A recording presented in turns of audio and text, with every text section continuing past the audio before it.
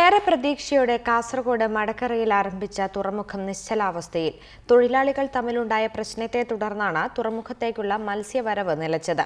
മടക്കര തുറമുഖം കഴിഞ്ഞ മാസമാണ് മുഖ്യമന്ത്രി ഉമ്മൻചാണ്ടി ഉദ്ഘാടനം ചെയ്തത്.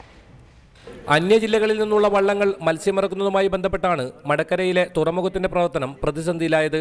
നേരത്തെ കന്യാകുമാരിയിൽ നിന്നുവരെയുള്ള വള്ളങ്ങൾ ഇവിടേക്ക് മത്സ്യവുമായി എത്തിയിരുന്നു.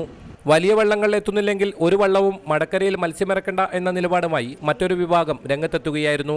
ഹാർബർ വികസന സമിതിയുടെ നേതൃത്വത്തിൽ ചർച്ചകൾ നടത്തിയെങ്കിലും പരിഹാരമായില്ല. കാഞ്ഞങ്ങാട് നിന്ന് ചെറുകിട വള്ളങ്ങളെ ഇവിടെ മത്സ്യം വിൽക്കാൻ പറ്റാത്ത തിരിച്ചയച്ചു.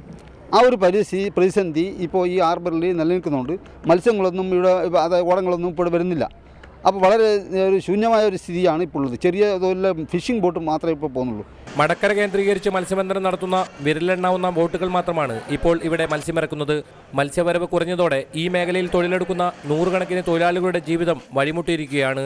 ദേശഭേദമില്ലാതെ മുഴുവൻ വള്ളങ്ങൾക്കും ബോട്ടുകൾക്കും മടക്കരയിൽ മത്സ്യവില്പന നടത്താനുള്ള അനുമതി നൽകണമെന്നാണ് തൊഴിലാളികളുടെ ആവശ്യം. KV Baiju, reporter, Kasaragod.